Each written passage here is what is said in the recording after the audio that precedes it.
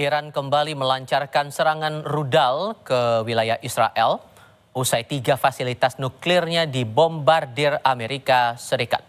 Sirene meraung-raung di seantero ibu kota Tel Aviv.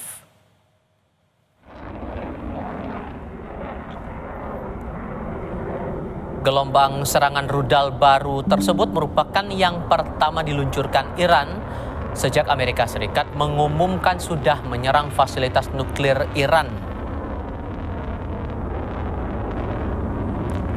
Otoritas Bandara Israel mengumumkan telah menutup wilayah udaranya hingga pemberitahuan lebih lanjut usai pengeboman Amerika Serikat terhadap Irak.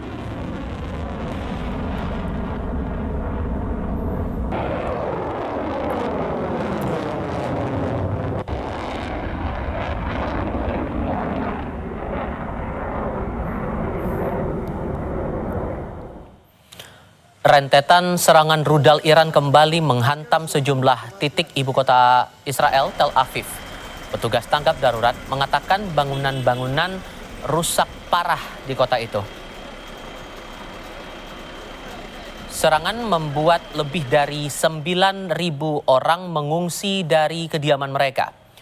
Rudal telah merusak 240 bangunan tempat tinggal dan lebih dari 2.000 unit apartemen.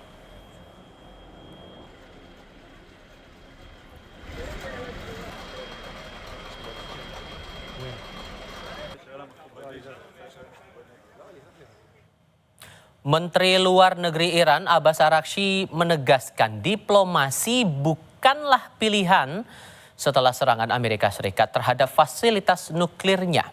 Araghchi mengatakan waktu diplomasi telah berlalu dan negaranya memilih hak untuk mempertahankan diri.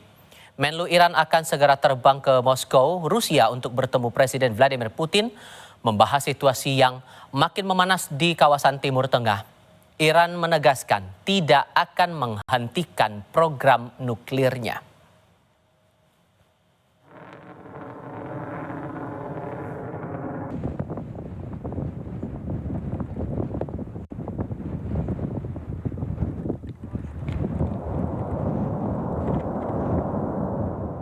But this is not the case right now.